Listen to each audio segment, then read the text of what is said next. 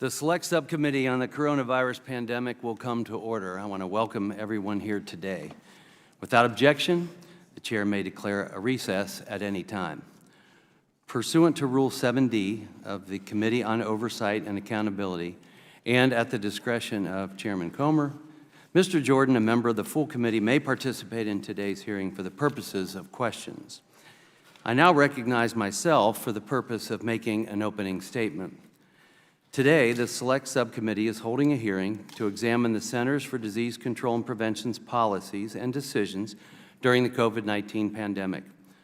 The pandemic sent shockwaves through all aspects of American life: school, work, family, sports, and faith.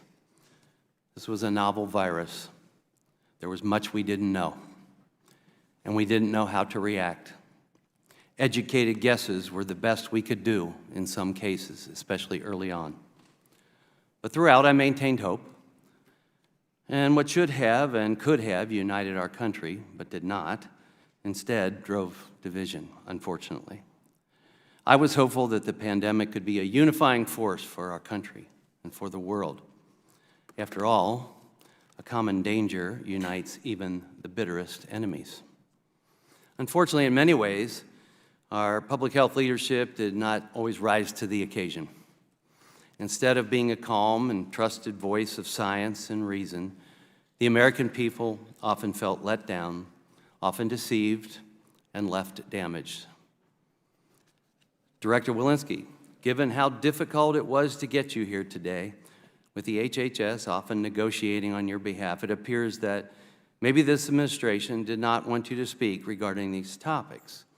In case you were unaware, nearly 10 weeks ago on April 5th, the Select Subcommittee requested that the CDC make you available to testify today. On May 22nd, the Select Subcommittee officially invited you to testify. Through the negotiation process, the Biden administration said there was insufficient time for you to prepare. Now, this may even astonish you, considering the Select Subcommittee provided nearly 10 weeks' notice. HHS then rejected 2 other later dates and provided more seemingly illogical excuses. Again, in case you were unaware, it took the threat of a subpoena for the administration to finally allow you to attend this hearing. We think that maybe you were willing the whole time, so I want to thank you personally for being here today. It is, however, curious that the administration tried so hard to hide you from the American people. I suppose that some would rather the American people simply move on.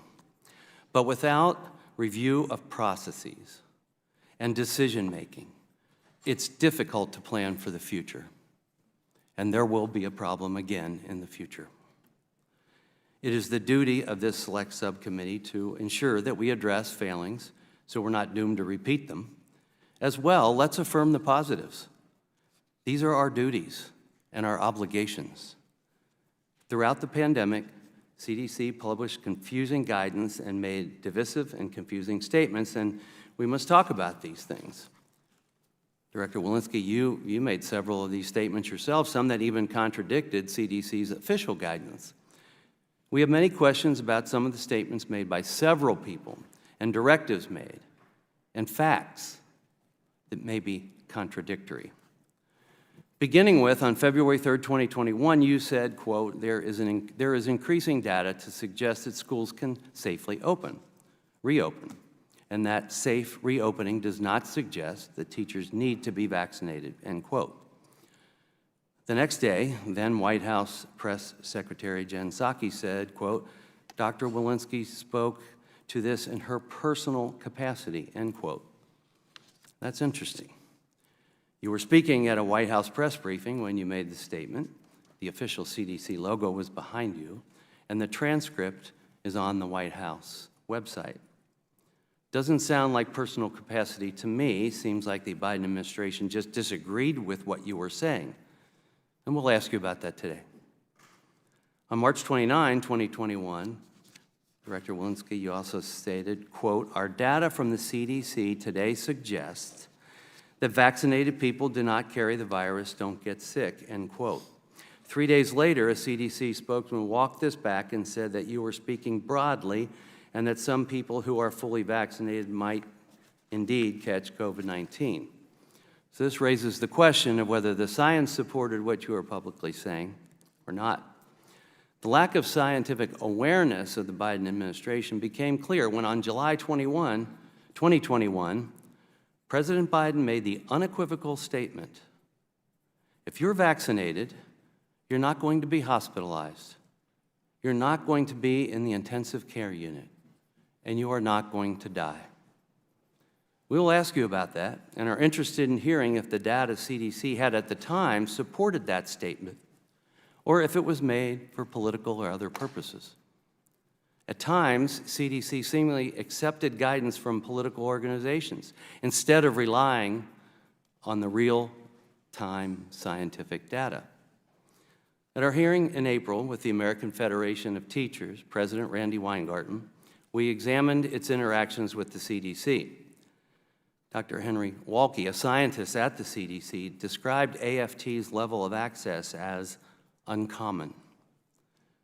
Ms. Weingarten testified to having your direct phone number and provided the CDC with line-by-line edits and received an advance copy of the full internal draft guidance. And some of her edits were even accepted.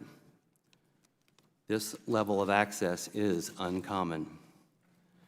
The AFT even suggested adding a closure trigger to automatically shut schools down.